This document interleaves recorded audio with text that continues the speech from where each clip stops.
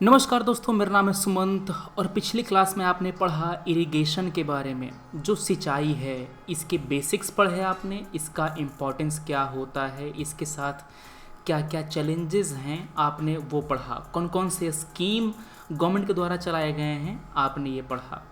इस वीडियो में हम लोग डिस्कस करेंगे स्प्रिंकलर सिस्टम को, इसके एडवांटेजेस क्या क्या हैं, इसके डिसएडवांटेजेस क्या क्या हैं, हम लोग उन्हें पढ़ेंगे। तो ध्यान से, अगर आपने पहला लेक्चर नहीं देखा तो नीचे कमेंट सेक्शन में मैंने उसका लिंक पिन कर दिया है, आप उसको क्लिक करके पहले देख सकते हैं, उसके बाद ये लेक्चर देखिएगा। ये जो लेक्चर है उसका ज़्यादा महत्व मेंस के लिए है, प्रीलिम्स में उतना खास ज़रूरत नहीं है। हाँ, अगर एप्लीकेशन बेस्ड क्वेश्चन यूपीएससी पूछता है कि क्या क्या फ़ायदे हैं स्प्रिंकलर के और आपको 1 2 3 4 ऑप्शन दे दिया, ऐसा करके स्टेटमेंट दे दिया, तो आपको वहाँ पर ऐसा क्वेश्चन में आराम से हेल्प मिलेगा। तो हमने इंपॉर्टेंस वगैरह पढ़ लिया है, चैलेंजेस और स्कीम के बारे में डिस्कस कर लिया है। अब अगर मैं आपसे पूछूं कि एक बेहतर इरिगेशन सिस्टम का क्या क्या खास बातें होनी चाहिए, उसमें क्या क्या अच्छी बातें होनी चाहिए, मतलब आप क्या चाहते हैं एक इरिगेशन सिस्टम से। सबसे पहले तो हम यही चाहते हैं कि वो वाटर का यूनिफॉर्म डिस्ट्रीब्यूशन करे। मान लो कि आपके यहाँ हलवा बना है गाजर का। अब गाजर का हलवा बना है तो जो बांटने वाला है, बांटने वाले से आप क्या उम्मीद करते हैं? यही उम्मीद करते हैं ना कि वो हलवा सबको बराबर बराबर दे। क्लियर है? जिसको ज़्यादा ज़रूरत हो उसको ज़्यादा दे सकता है, मगर वो एक्सेप्शनल केस होना चाहिए। So there should be uniform distribution of water along the cropped field. इससे होगा क्या, सबसे ज़्यादा इफ़िशियंसी आएगी, मतलब सभी फसलों को, सभी पौधे को समान रूप में पानी मिलेगा। और एक बात और, पानी सबसे ज़्यादा रूट जोन तक ही जाना चाहिए। क्यों सर? क्योंकि पानी कौन ऑब्जॉर्व करता है? जड़ें ही तो ऑब्जॉर्व करती हैं। हम पानी में खाद मिला देते थे। क्यों? क्योंकि पानी ड्रिप वाले इरिगेशन के ज़रिए सीधे पौधे की जड़ तक जाता है और जड़ ही उस खाद से पोषक तत्व न्यूट्रिएंट एब्जॉर्ब करता है। न्यूट्रिएंट होता है दो तरह का, एक होता है मैक्रो न्यूट्रिएंट। मैक्रो का मतलब होता है जो पौधे को ज़्यादा मात्रा में चाहिए होगा। दूसरा होता है माइक्रो न्यूट्रिएंट, जो पौधे को कम मात्रा में चाहिए होता है। आपने एनपीके उर्वरक का नाम सुना होगा। नाइट्रोजन, फॉस्फोरस, पोटेशियम, ये तीनों के तीनों क्या हैं? मैक्रो न्यूट्रिएंट हैं। ठीक है ना? चलो, ये तो हो गई खास बातें। अगला, पानी का कम से कम वेस्टेज हो, कम से कम बर्बादी हो, यही चाहते हैं हम। इस मतलब कि इस मुद्दे पर जो फ्लड इरिगेशन है वो सबसे ख़राब है। सबसे बढ़िया है ड्रिप और इससे नीचे आता है स्प्रिंकलर। स्प्रिंकलर में बारिश की तरह जो पटवन है वो होती है, मतलब कि जिस तरह से बारिश होता है ना, इस तरह से देख रहे हो, इस तरह से यहाँ पर वाटर के ड्रॉप जो है वो फसलों पर गिरती हैं। स्प्रिंकलर में क्या समस्या है कि जो गैप है, देखो ध्यान से, यहाँ पर ये जो खाली मिट्टी है ना, इसको भी पानी दे देता है। तो इसको तो ज़रूरत नहीं है, केवल पौधे को पानी मिले उतना ही चाहिए था, और ये काम ड्रिप बेहतरीन ढंग से करता है केवल पौधे को। इस एरिया में जो खरपतवार उगा हुआ है उसको पानी नहीं मिलेगा, चूँकि पानी नहीं मिलेगा तो खरपतवार सूख करके मर जाएगा और हमको खरपतवार नाशक हर्बिसाइड पर पैसा खर्चा नहीं करना पड़ेगा। वो सिस्टम सिंपल हो, मतलब अनपढ़ लोग भी उसको चला लें। हमारे किसान जो हैं उनकी लिटरेसी रेट उतनी ज़्यादा भारत में नहीं है, तो जितना सिंपल होगा उतना ज़्यादा आसान होगा, उतना ज़्यादा स्केलेबल होगा, मतलब कि उतने ज़्यादा एरिया में आप उसको यूज़ कर पाएंगे, लगा पाएंगे। वो सस्ता होना चाहिए। क्या फ़ायदा हो अगर आपका पूरा सिस्टम महंगा हो, सारे किसान नहीं उसको इस्तेमाल कर पाएंगे, केवल बड़े किसान इस्तेमाल कर पाएंगे। और हमारे यहाँ ज़्यादातर जो जोते हैं ना, मतलब ज़्यादातर जो खेत है वो छोटे साइज़ का है, स्मॉल साइज़ का है। ठीक है? तो ये हो गई खास बातें कि क्या क्या हम चाहते हैं एक बढ़िया इरिगेशन सिस्टम से। अब ये जो क्राइटेरिया है, इन क्राइटेरिया पर हम लोग स्प्रिंकलर सिस्टम को रखेंगे और देखेंगे कि क्या क्या इसमें खास बातें हैं। ये आपने देख लिया कि क्या होता है स्प्रिंकलर सिस्टम। ये आप देख रहे हैं क्या होता है ड्रिप इरिगेशन सिस्टम। ड्रिप में होता क्या है कि एक मेन पाइप लगी होती है। इस मेन पाइप से छोटी छोटी पाइप पौधों की जड़ों के किनारे किनारे, देखो इस तरह से जो पाइप है वो आता है और पौधों की जड़ों पर अपना जो पानी है वो गिराता रहता है। इससे एक फ़ायदा ये होता है कि पौधे के बीच में जो अंतराल है वो फिक्स हो जाता है। मुझे पता है ना कि यहीं पर जो पाइप में छेद है तो यहीं से पानी गिरेगा ड्रिप, ठीक है ना। तो ये बातें हैं यहाँ पे ड्रिप इरिगेशन के बारे में। It is the most efficient irrigation system. मगर चूँकि यहाँ पर इतना सारा पाइप है, इतना सारा खर्चा है, तो ये काफ़ी थोड़ा सा महंगा है। प्लस इसको मेंटेन करने में काफ़ी एक्सपर्टाइज चाहिए होती है, सबके बस की बात नहीं है।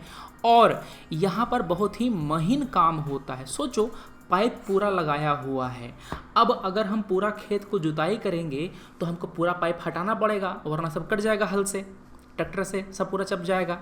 तो सब समस्याओं को दूर करना पड़ता है। चलो अब हम पढ़ते हैं स्प्रिंकलर सिस्टम का एडवांटेज। और ध्यान से ये जो पूरा पीडीएफ है ना, ये आपको Telegram channel crackers IAS academy पर मिल जाएगा।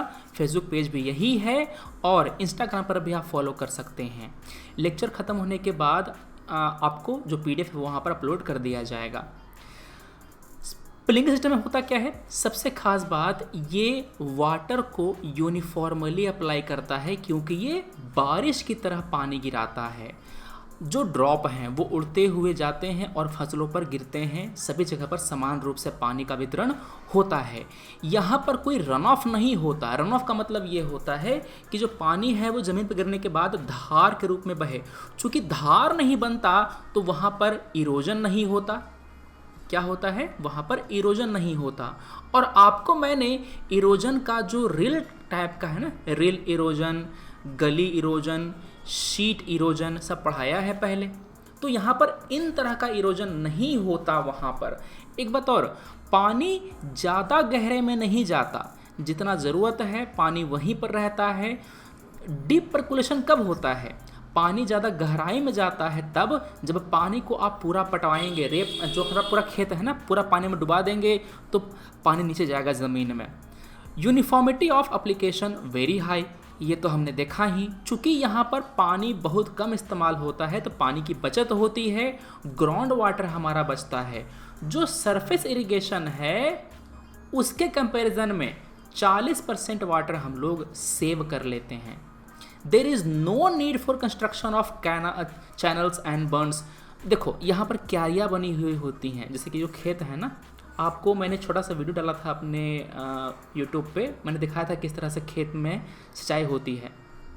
तो यहाँ पर मान लो कि मशीन लगा हुआ है, ये क्यारी है, ठीक है ना, और इससे पूरे खेत में जो पानी है वो जाता है। मतलब पानी यहाँ से निकला और इस तरह से पूरे खेत में पानी गया। तो यहाँ पर क्यारी बनाना पड़ता है। स्प्रिंकलर वाले में आपको क्यारी नहीं बनानी पड़ती, केवल पाइप बिछाने के लिए आपको जुगाड़ करना पड़ता है।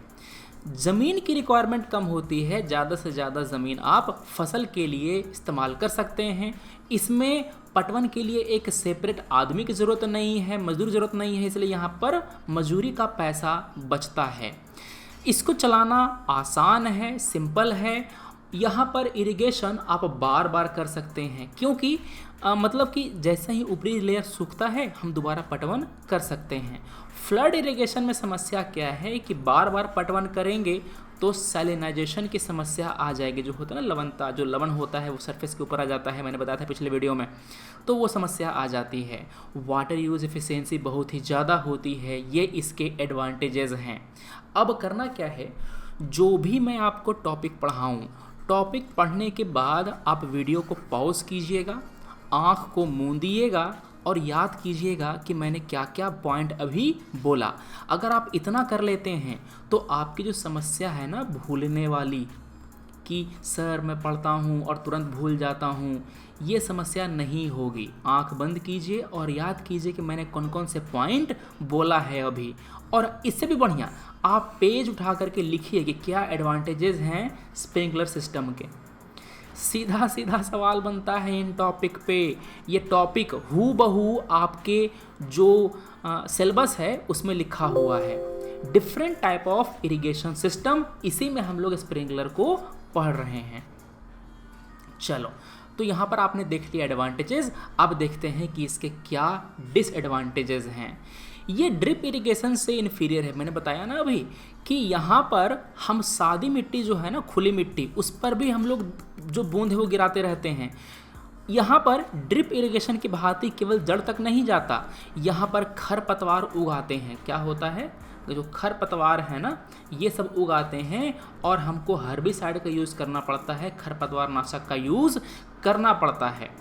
ठीक है, यहाँ ये जो पूरा सिस्टम है थोड़ा सा कॉस्टली है। इसमें शुरुआती इन्वेस्टमेंट बहुत ज़्यादा होता है, पाइप बिछाने में, मजदूरी, चीज़ों को सीखने में, इसको मेंटेन करने में, ऑपरेट करने में खर्चा काफ़ी ज़्यादा लगता है। कोई पाइप लीक हो गया तो वहाँ से आपको पूरा पानी बहने लग गया, ठीक है ना, कोई नोज़ल ख़राब हो गया तो वहाँ पर समस्या आती है। आपकी एनर्जी की रिक्वायरमेंट ज़्यादा होती है क्योंकि आपका मोटर ज़्यादा टाइम तक चलाना होता है, क्योंकि धीरे धीरे पूरा पानी का पटवन होता है।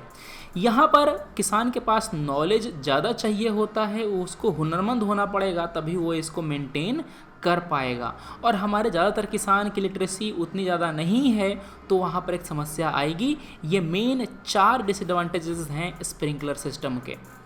ठीक है, अब मैंने आपको डेली टारगेट में एक सवाल दिया था। डेली हम आपको 2 वीडियो लेकर के आते हैं। पहला वीडियो आता है सुबह हम 5 बजे टारगेट वाला, जहां बताते हैं कि आपको क्या पढ़ना है पूरे दिन, और दूसरा आता है शाम के 7 बजे, जहां बताते हैं आपको कि एक जीएस का टॉपिक है ना पूरा, उसको हम कवर करते हैं। सवाल था क्या क्या मेजर कैरेक्टरिस्टिक्स हैं एक अच्छे सिस्टम के, तो वो आपने शुरुआती स्लाइड में मैंने आपको पढ़ा दिया। तो जो मेन प्रॉपर्टीज़ हैं वो आप बता देंगे। दूसरा पूछ रहा है कि स्प्रिंकलर और माइक्रो स्प्रिंकलर का जो सिस्टम है वो किस तरह से इन जो क्राइटेरिया है उस पर खरा उतरता है। ये जो सवाल है वो 15 मार्क्स का है, आपको 250 वर्ड में इसका आंसर देना है। ठीक है, यहाँ पर सारा एस्पेक्ट कवर करेंगे आप, कॉस्ट के टर्म्स में, टेक्नोलॉजी के टर्म्स में, सिंप्लिसिटी के टर्म्स में आप सारा प्रॉपर्टी बताएंगे। स्प्रिंकलर का मेरिट और डिमेरिट बताएंगे।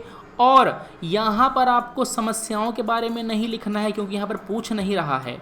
सबसे ज़्यादा समस्या होती है आंसर का जो कंक्लूजन होता है उसको लिखने में। तो आप सिंपल सा कंक्लूजन दे सकते हैं कि जो स्प्रिंकलर होता है ना, इसका फ़ायदा ये है कि वाटर यूज़ एफिशिएंसी बहुत ज़्यादा होता है, यूनिफॉर्म एप्लीकेशन होता है, प्रोडक्टिविटी बढ़ती है। मगर समस्या ये है कि कॉस्ट ऑफ एक्सपेंडिचर ज़्यादा होता है, थोड़ा सा कॉम्प्लेक्स है। तो आपने पूरा आंसर को 2 लाइन में यहाँ पर जैसे कि समेट दिया और एक बहुत ही बेहतरीन कंक्लूजन आपके सामने निकल करके आया है। ठीक है, तो ये हो गई बातें आपकी आज की। हम मिलेंगे अपने अगले वीडियो में। अगर अच्छा लगा तो लाइक करना, अगर आप कुछ सीखे हो तो, और अगर खराब तो डिसलाइक कीजिएगा। हम मिलते हैं अपने अगले वीडियो में। Thanks for watching, take care, Jai Hind.